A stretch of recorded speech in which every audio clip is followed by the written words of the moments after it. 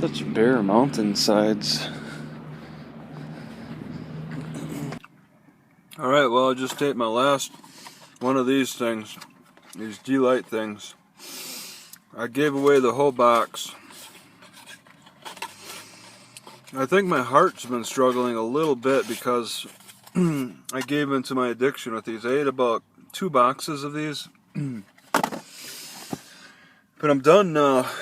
I would have had 10 more boxes to go through, but I just eat those and nothing else, so I'm losing out on nutrition and just breaking free. I mean, I grabbed the whole case because I really liked them last time. I grabbed the whole case from that food bank.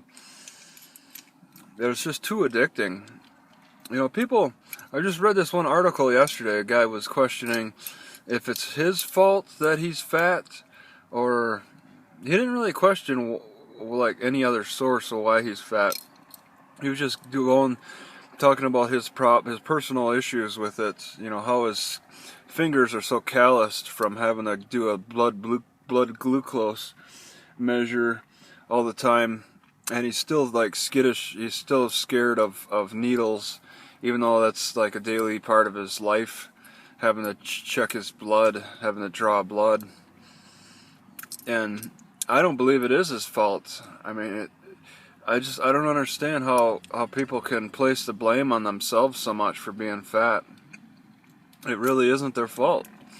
Alright, it's these food manufacturers that are using sugar as a drug to make the foods addictive. Alright, it's simple as that. I mean, these D-lights, they're too addictive. If it's addictive, you can't stop eating it, and it's just one kind of food, it's a drug. I mean, there's a drug put in it. It's laced with a drug. Sugar is that legal drug right now that the manufacturers are getting away with. That's what made Warren Buffett rich, switching from the sugar cane to the high fructose syrup and the Coca-Cola. He was right on that. He was one of the first heavy investors in that to explode his wealth beyond anything imaginable based upon addiction. Okay. That's what a lot of these companies are doing. And, I mean, we're not going to get better until we can break down that system. And the system has to break down first before we can get better. And we just keep propping it up.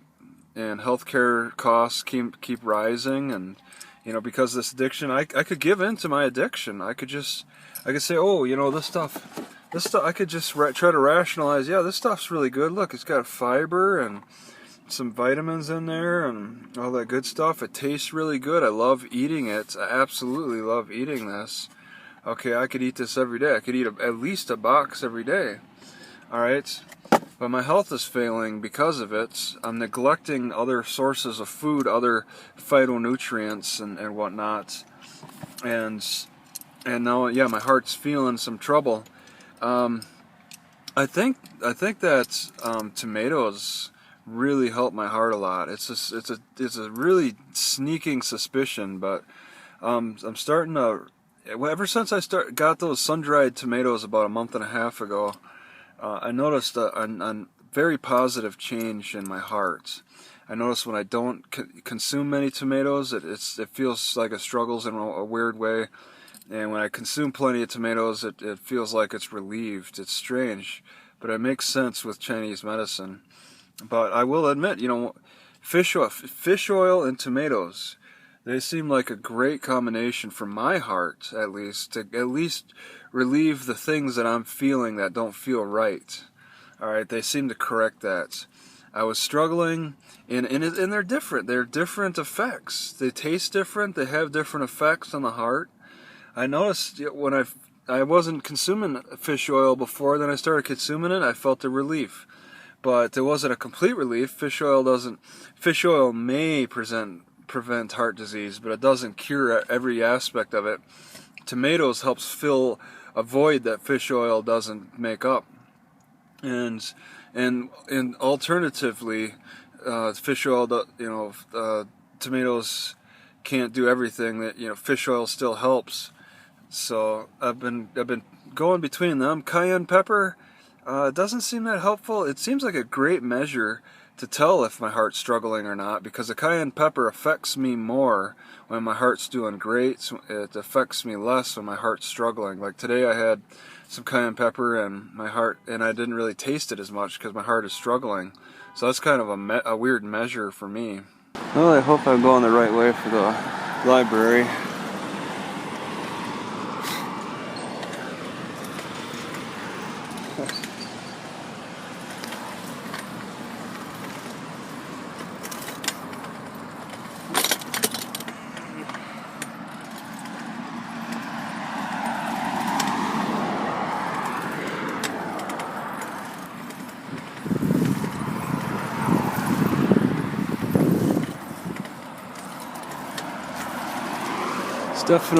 This city is definitely nestled amongst the mountains quite comfortably.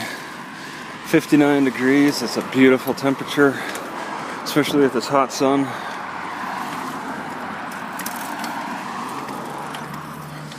$11.19, so it's gonna get hotter.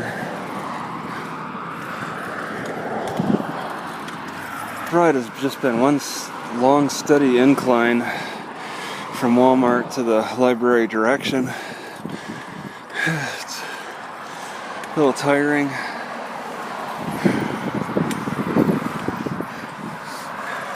I forget what a nice bicycle feels like, but I want to remember that pedaling was easier on a nicer one, and that this one's more struggled. But I forget. Definitely the clipping is the difference.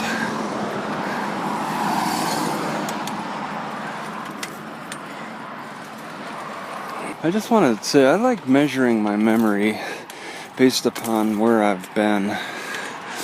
It seems more fun to try to recall things about something that I've been in a certain place when I did something, whatever. It just seems more fun to think that way. And I've been somewhere else and I remember doing something, whatever. It seems unusual to see such a wide road here.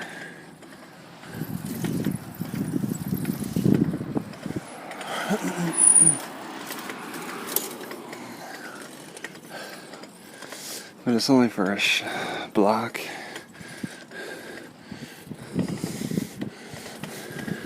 Alright, at some point I need to take a right on Forest.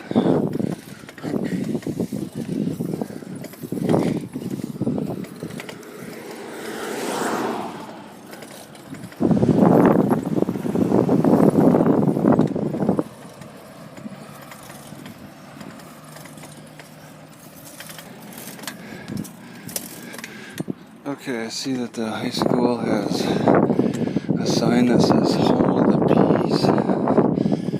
Imagine that, being called the Bees. Go Bees!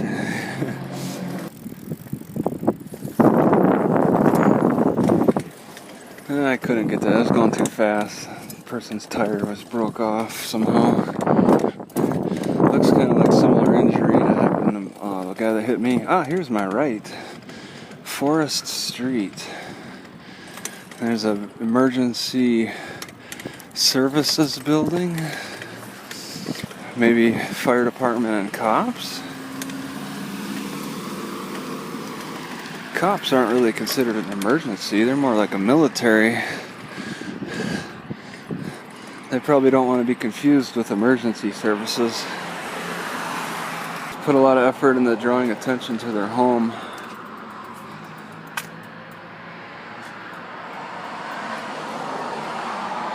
So, alright, yeah, all kinds of craziness. Next, across the street from the emergency building. Trinkets, lots and lots of trinkets. Their neighbors aren't so much into it.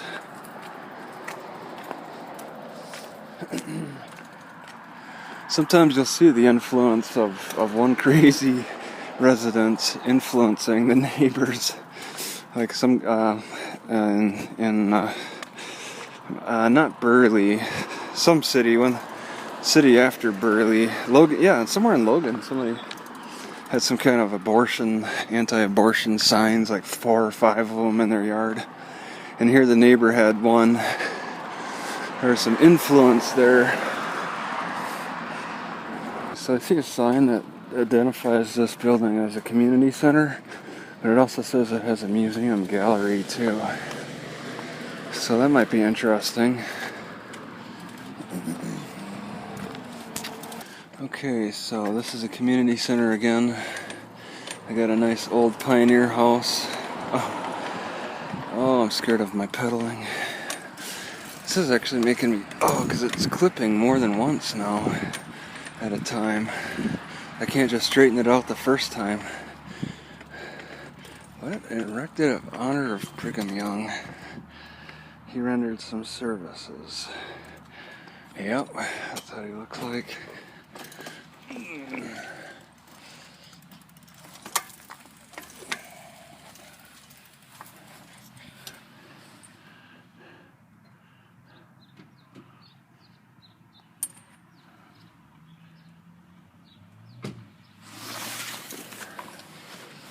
Alright, so I better just walk. It's got a very strong smell, chemicals.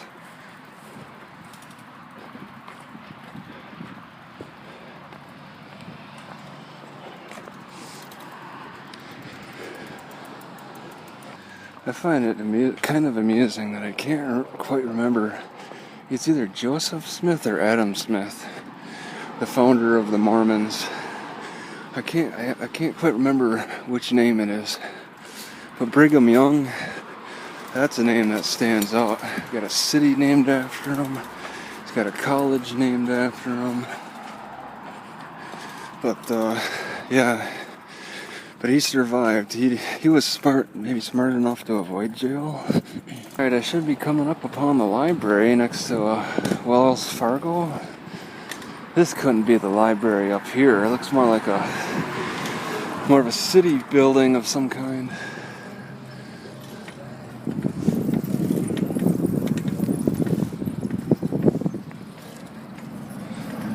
It's just not identified as any kind of building.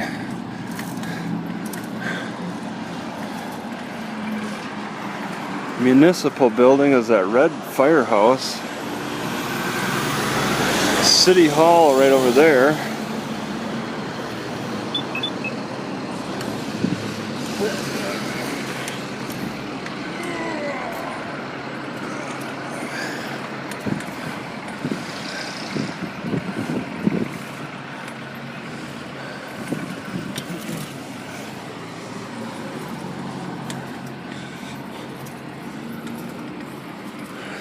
Seems like it should be the library.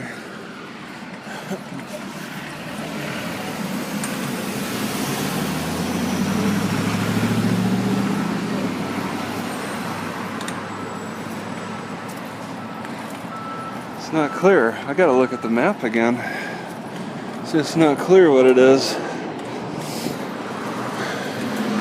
I'm definitely going away from the library. I'm pretty sure of that. What's that say? Welcome to Brigham Young. Welcome to Brigham. Gateway to the world's greatest wild bird refuge. The greatest. There were some pretty good ones in Washington. I'd have to... What?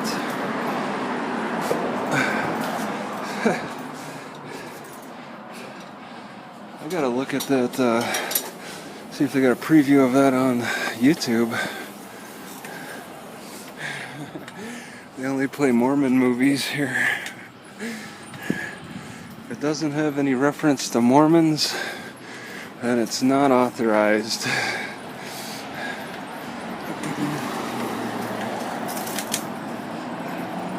Yeah, I gotta go back. I gotta look at my map. Okay, so the library is supposed to be behind this red building.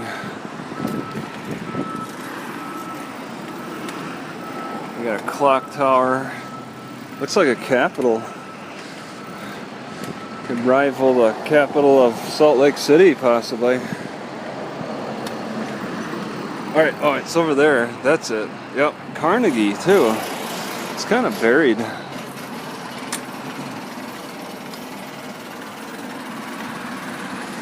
There's a police department right here.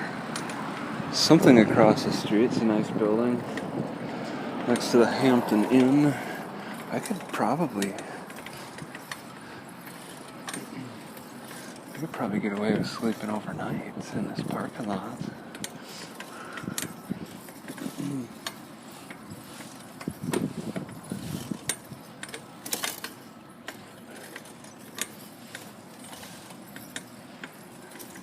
Restricted parking. It's all official city, huh? 20,000 people are gonna really restrict it. So I suppose I could enter through the back too. Carnegie. Looks a little different. Exit only. Oh.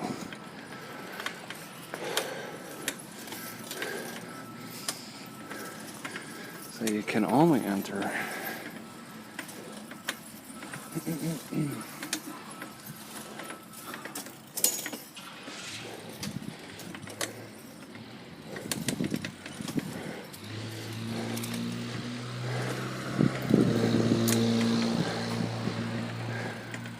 Hampton.